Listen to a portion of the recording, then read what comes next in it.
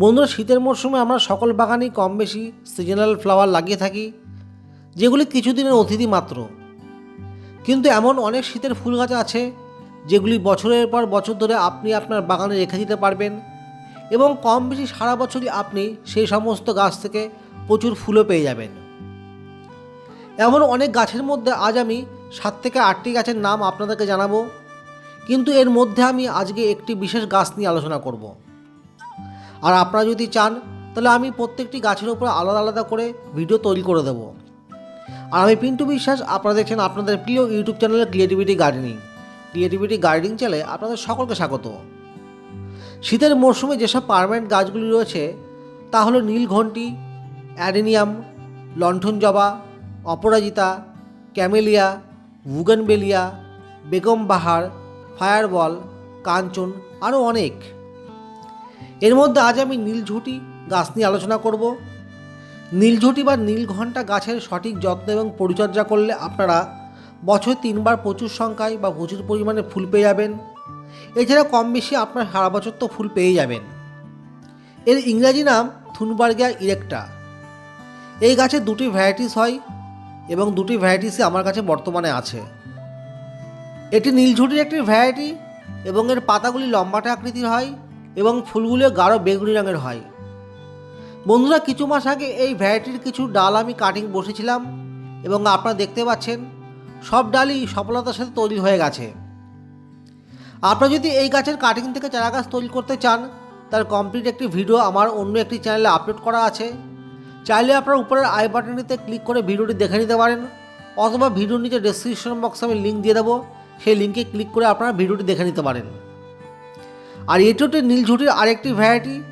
এর পাতাগুলি তুলনামূলকভাবে বেশ চওড়া হয় এবং ফুলের রং হালকা বেগুনি রঙের হয়। বন্ধুরা, এই নীলঘণ্টা বা নীলঝুঁটি বা নীলকণ্ঠ ফুল ডিসপ্লেতে নীল রঙের দেখতে মনে হলেও বাস্তবে এর রং হালকা বেগুনি রঙের বা গাঢ় বেগুনি রঙের হয়।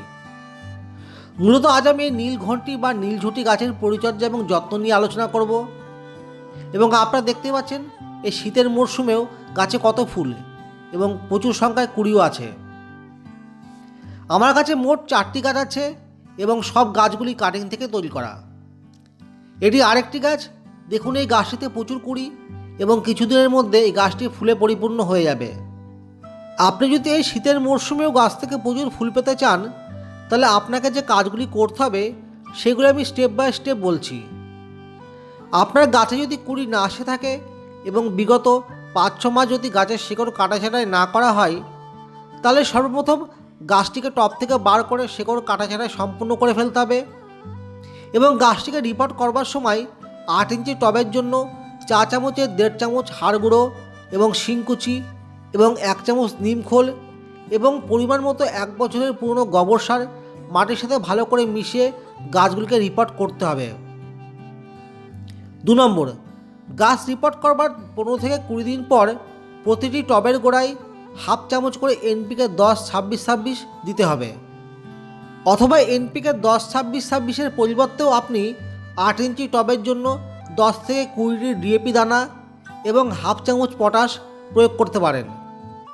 এভাবে প্রত্যেক 1.5-2 মাস অন্তর অন্তর আপনাকে প্রতিটি গাছের গোড়ায় এইভাবে রাসায়নিক সার প্রয়োগ করতে হবে বা ব্যবহার করতে হবে।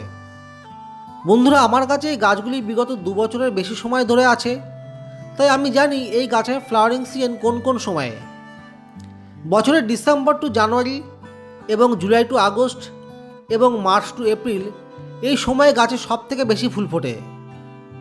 তবে গাছে কুড়ি আসার পর আপনারা গাছে বেশি নাইট্রোজেন সমৃদ্ধ সার প্রয়োগ করবেন না, যেমন ইউরিয়া, সরিষার খোল প্রভৃতি।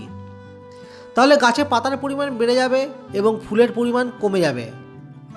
আপনারা নাইট্রোজেন সমৃদ্ধ সার তখনই প্রয়োগ করবেন যখন কোনো চারা গাছ প্রতিস্থাপন করবেন অথবা ডালপালা কাটা ছাঁটাই করার 1 সপ্তাহ পরে। এছাড়া আপনারা 2 মাস অন্তর একবার করে অ্যাগ্রোমিন অথবা টপ গোল্ড অথবা যে কোনো ধরনের মাইক্রোনিউট্রিয়েন্টস বা অনুখাদ্য গাছের গোড়ায় অবশ্যই প্রয়োগ করবেন। এগুলো কিন্তু কম্পালসারি আপনাদের করতে হবে। বন্ধুরা, এই গাছের শেকড় কাটা ছাঁটাই করেছিলাম বর্ষার বেশ কিছুদিন আগে, কিন্তু এই অসময়ে বর্ষা আসাতে গাছের গোড়ায় দ্বিতীয়বার সার প্রয়োগ করা সম্ভব হয়ে ওঠেনি। তাই আজ আমি এই গাছগুলিতে রাসায়নিক সার প্রয়োগ করতে চলেছি। এটি ডিএপি দানা প্রতিটি টবের জন্য 10 থেকে 20টি ডিএপি দানা আমি নিচ্ছি এবং এটি হচ্ছে পটাশ সার, প্রতিটি টবের জন্য হাফ চামচ করে নিচ্ছি।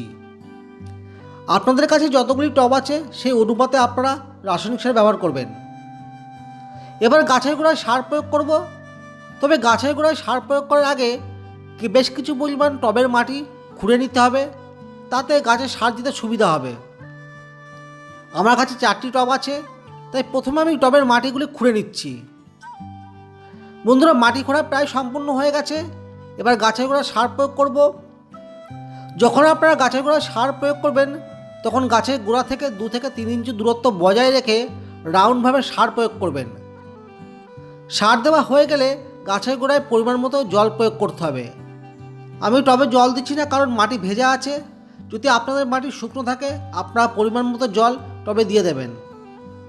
বন্ধুরা, এই সার প্রয়োগ করার 1 মাস পরে অবশ্যই আপনাদের 8 ইঞ্চি টবের জন্য 1 চামচ করে টপ গোল্ড অথবা 1.5 চামচ করে অ্যাগ্রোবিন অথবা পরিমাণ মতো অনুখাদ্য বা মাইক্রোনিউট্রিয়েন্টস গাছে প্রয়োগ করতে হবে। তবে আপনারা সারা বছর ধরে গাছ ভর্তি ফুল পাবেন। জল প্রয়োগ। বন্ধুরা, এই গাছগুলি হালকা ভেজা মাটি পছন্দ করে। জলের ঘাটতি হলে আগার কচি ডালগুলি হেলে পড়ে, তখন আপনাকে বুঝতে হবে গাছে জলের প্রয়োজন। তাই কোনো মতে টবের গোড়ার মাটি যাতে শুকিয়ে না যায় সেদিকে আপনাদের লক্ষ্য রাখতে হবে। আর এই গাছে তেমনটি পোকামাকড়ের আক্রমণ ঘটে না, তবে আপনারা প্রত্যেক 15 দিন অন্তর অন্তর 4 ml নিম অয়েল 1 লিটার জলের সাথে মিশিয়ে সন্ধ্যাবেলা স্প্রে করবেন। আর কোনো সমস্যা হলে আপনারা কমেন্ট সেকশনে কমেন্ট করবেন, তার রিপ্লাই আমি অবশ্যই দেব। তা আশা করি বন্ধুরা, ছোট একটি ভিডিও আপনাদের অনেক উপকারে লাগবে। যেভাবে আপনাদেরকে বললাম সেভাবে যদি আপনারা এই গাছের পরিচর্যা এবং যত্ন করেন তাহলে এই শীতে আপনারা এই গাছ থেকে প্রচুর পরিমাণে ফুল পেয়ে যাবেন।